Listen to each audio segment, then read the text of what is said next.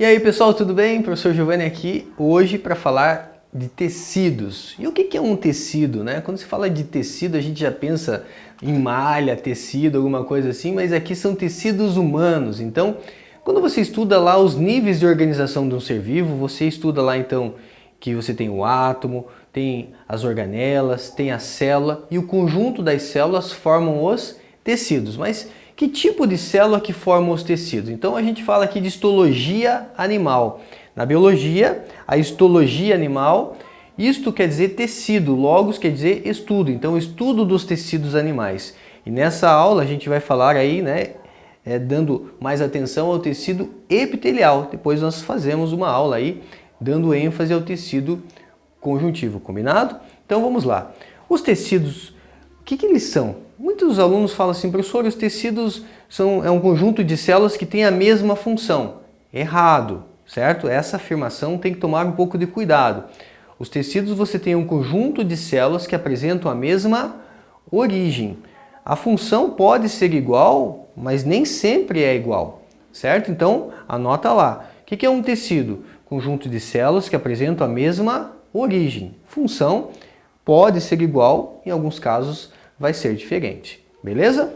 Na sequência, vamos dar uma olhada aqui então nas características do tecido epitelial. Então você tem aqui uma imagem mostrando que as células elas são bem juntinhas. Então uma palavra importante aqui é, as células são coesas, as células são justapostas. É assim que vai aparecer aí nas atividades que vocês vão desempenhar aí no livro, né, nos exercícios do seu livro. Se as células são bem juntas, quer dizer que a substância que banha a célula, quer dizer que ela vai ser uma quantidade pequena. Então, pouca substância intercelular. A gente diz que tem pouca matriz extracelular, certo? É um tecido avascular. É um tecido que não tem vasos sanguíneos. Cuidado aqui, gente. Tecido epitelial não tem vasos sanguíneos próprios. É um tecido avascular. Ah, professor, então é um tecido morto? Não. O tecido epitelial, veja na imagem aqui que você tem uma lâmina basal ou uma membrana basal e abaixo dessa membrana basal você tem um tecido conjuntivo. E o tecido conjuntivo ele é muito vascularizado, dando suporte nutricional aqui, né, com relação ao tecido epitelial, com relação ao epitélio. Beleza? Então, ele não tem vasos sanguíneos próprios, mas ele é nutrido sempre por um tecido conjuntivo subjacente. Essa membrana basal ela é bem fininha e ela conecta os dois tecidos. A origem do tecido epitelial é a partir de 3 folhetos embrionários. Você tem uma parte do tecido epitelial que é originada a partir da ectoderme, tem uma parte do tecido epitelial que pode ser originada a partir da mesoderme e uma parte a partir da endoderme. Então, os 3 folhetos embrionários estão associados aqui à origem dos tecidos epiteliais. Quando a gente fala de tecido epitelial, nós temos tecido epitelial com função de revestimento, seja externo em relação ao nosso corpo, ou seja interno, como por exemplo o revestimento do seu estômago, certo? E aí vai ter uma função de proteção. Revestimento tem uma função de proteção, mas pode ter lá, por exemplo, no seu intestino, uma função de absorção. Enquanto que nós temos os tecidos epiteliais de secreção, que a gente já vai falar na sequência. Quando fala de tecido epitelial, a primeira coisa que normalmente eu observo, que os alunos já sintonizam o pensamento, é na pele. Cuidado, a pele não é tecido epitelial em si, ela é um órgão que a camada mais externa da pele, que é a epiderme, essa sim é formada por tecido epitelial, mas a pele é um órgão. Nós temos aqui então, olha só, o tecido epitelial, ele não tem ali vasos sanguíneos, sem os vasos sanguíneos. Abaixo do tecido epitelial, dando suporte a esse tecido epitelial, nós temos o tecido conjuntivo, com vasos sanguíneos e nervos que mantêm ali o tecido epitelial. E nós temos aqui uma membrana basal. Essa membrana basal, bem fina, que conecta ali os dois tecidos, certo? Como que eu classifico? O aluno acha que tem que decorar esse tipo de coisa aqui, não precisa, gente. Dá para você entender. A gente vai classificar os tecidos epiteliais em relação à função deles. Se ele tem uma função de troca, de absorção, quer dizer que ele vai ter uma única camada de células. Então a gente diz que ele é simples. por exemplo, o revestimento lá dos seus pulmões. Lá nos pulmões, o pulmão está associado ali ao processo de hematose, de trocas gasosas. Então, o revestimento dos seus pulmões não tem por que ter várias camadas de células, porque ali está associado a fazer troca de gases. Então, o revestimento dos pulmões, os alvéolos pulmonares e também nos vasos sanguíneos, ali na parte dos vasos sanguíneos, dos capilares principalmente, você tem ali o endotélio, que permite essa troca de substâncias. Então, se ele tem função de absorção ou de troca de substâncias, ele é simples. Simples quer dizer uma única camada de célula. Agora, se ele tem função de proteção, como por exemplo a nossa epiderme, que é a camada mais externa da nossa pele, função de proteção, faz sentido ele ter o quê? Vários estratos, várias camadas. Então a gente diz que ele é estratificado. Então, por exemplo, a nossa epiderme é um tecido epitelial do tipo estratificado. E nós temos, por exemplo, a bexiga urinária. O revestimento da bexiga urinária, ele varia, né? Ora a bexiga está armazenando mais urina, ora está armazenando menos urina. Então aqui nós temos um tecido epitelial de transição.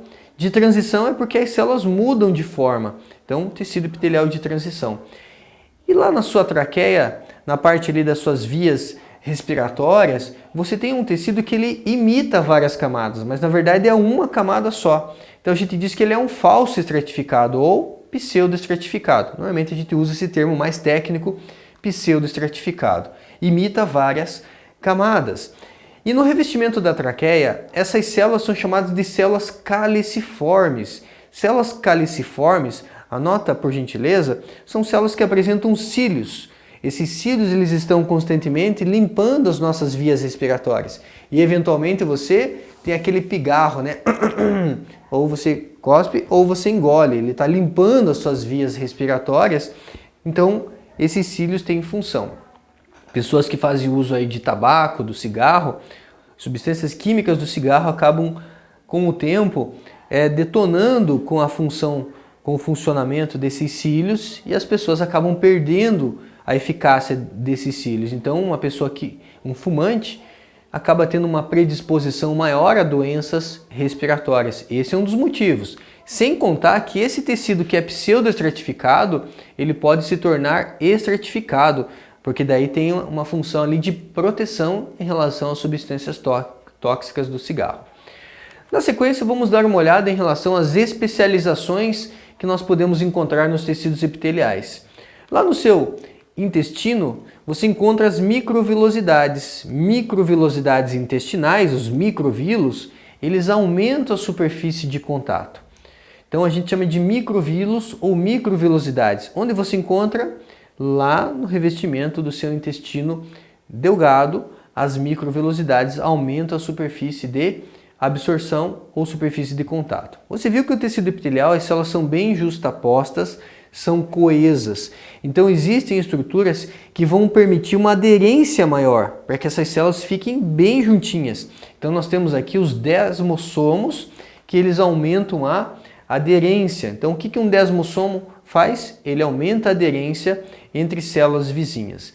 E nós temos ainda as interdigitações. As interdigitações, como o nome diz, olha só, é como se fizesse isso aqui, ó. Duas membranas, elas acabassem se prendendo, então isso aqui aumenta mais ainda a intimidade entre duas células. Então nós chamamos de interdigitações, que aumentam mais esse encaixe. Então essas são as principais especializações que nós encontramos aí nas membranas em relação ao tecido epitelial: microvilosidades, desmossomos e interdigitações.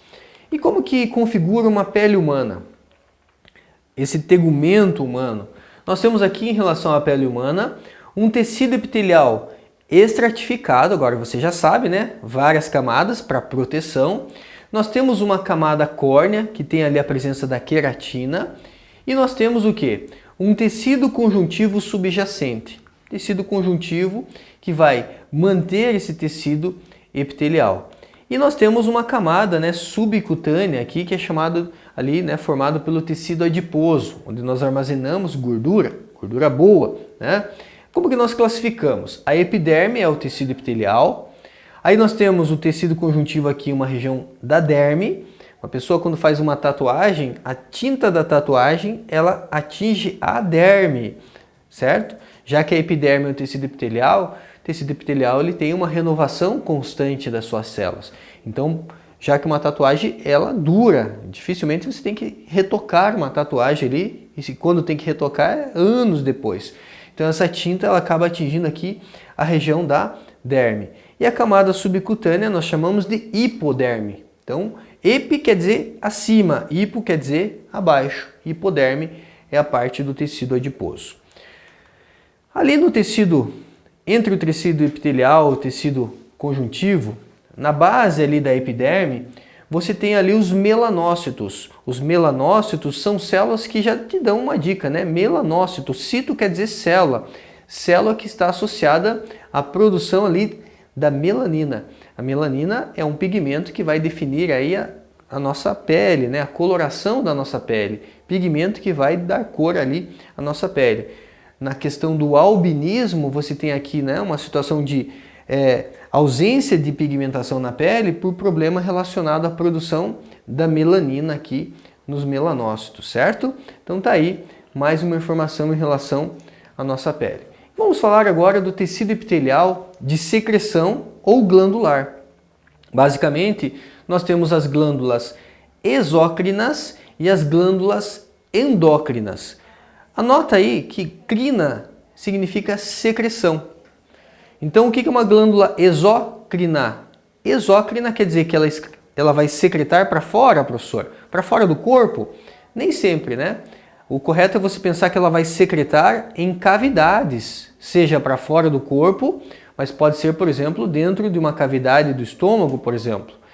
Então, uma glândula exócrina, ela sempre tem um canal, um ducto, por onde vai sair essa secreção. Por exemplo, as glândulas sudoríparas. Glândulas sudoríparas ali tem um canal pelo qual você vai eliminar ali o suor. O suor vai para fora, o leite vai para fora, mas, por exemplo, a saliva vai na cavidade bucal, o ácido ali associado ao estômago vai na cavidade do estômago, o suco pancreático vai lá na cavidade do intestino delgado. Então, nem sempre é para fora do corpo, mas vai para uma cavidade corporal ou para fora do corpo. Glândula endócrina, esse prefixo endo quer dizer dentro. Dentro do quê? Dentro dos vasos sanguíneos. Então uma glândula endócrina, ela produz uma substância e essa substância vai ser lançada no sangue, nos vasos sanguíneos. Então por isso é chamado de glândula endócrina. Endo quer dizer dentro, crina quer dizer secreção. Bacana? Fazendo essa tradução, a biologia vai ficando mais divertida, vai ficando mais fácil. Não precisa decorar, né? Quando você usa um pouquinho aí de vocabulário. A glândula exócrina, então, secreção externa, suor, glândula sudorípara, né? Glândulas salivares, glândulas mamárias. E secreção interna, nós temos ali a liberação, por exemplo, de hormônios, como a insulina. Você tem o glucagon, são hormônios que são lançados no sangue. Você tem ali a testosterona, é lançada no sangue também, certo? E nós temos aqui uma outra imagem que ajuda a gente a entender, né? Então, temos aqui um duto, um canal, glândula exócrina. O senhor me dá exemplo: salivares, mamárias, sebáceas, sudoríparas e lacrimais. Glândulas endócrinas, nós temos a hipófise, uma glândula mestre do nosso corpo aí, uma glândula que produz hormônios que vão controlar outras glândulas, tireoide, paratireoide e as suprarrenais. Elas vão lançar o seu produto de secreção diretamente nos vasos sanguíneos. E nós classificamos essas glândulas, né? Então, quanto à classificação, ali em relação à sua função, nós temos 3 tipos. Glândula que é apócrina, holócrina e merócrina. Ai, professor, que nome encardido, nome difícil? Vamos traduzir que fica mais fácil. Você já sabe que crina quer dizer secreção. Apos quer dizer extremidade. Quer dizer que a célula, quando ela secreta, ela libera uma parte da célula, uma extremidade da célula vai junto. Veja na imagem, uma extremidade da célula vai junto. Isso acontece, gente, nas glândulas mamárias. Então apareceu para você aqui glândulas mamárias. Quando uma extremidade, um pedaço, um pouco do citoplasma sai junto ali com o leite, então nós temos aí como exemplo glândula mamária. Agora, tem uma glândula que ela é o próprio produto de secreção, que são as glândulas sebáceas. Glândulas sebáceas são glândulas holócrina. Esse prefixo olo é muito utilizado na biologia e olo quer dizer total. Então, uma secreção completa é a própria célula saindo, sendo eliminada. Então, precisa acontecer aqui o que? Veja que está acontecendo aqui uma divisão celular para repor essa célula que foi eliminada. E a glândula merócrina, essas são as mais comuns aí, glândulas sudoríparas, demais glândulas, né? A maioria das glândulas, ela elimina somente o produto de secreção. Então o citoplasma fica intacto, a célula fica intacta. Mero, do latim, quer dizer parte, então é só a parte da secreção. E para fechar, temos as glândulas mistas. Glândula mista, também chamada de glândula anfícrina. Esse prefixo anfi quer dizer duplo.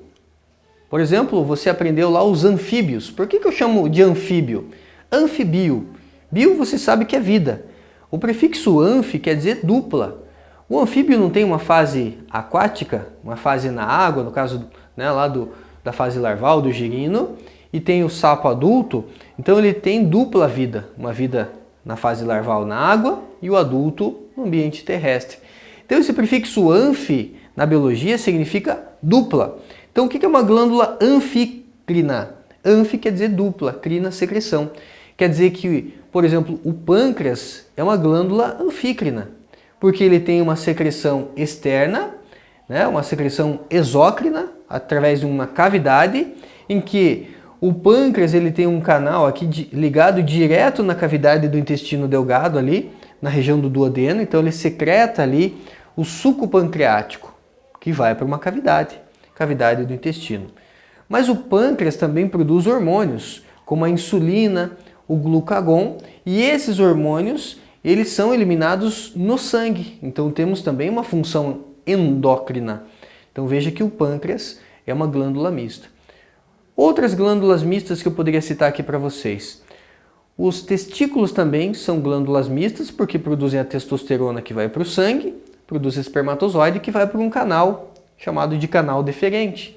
Os ovários também são glândulas mistas porque produzem os gametas, lá os óvulos, a gente chama genericamente de óvulo, que vai, né, para a cavidade ali da tuba uterina, e nós temos, né, a produção de hormônios como estrógeno e progesterona que vai ser lançado no sangue. Então são glândulas mistas também, certo? Fechamos assim mais uma aula. Até a próxima, gente. Tudo de bom!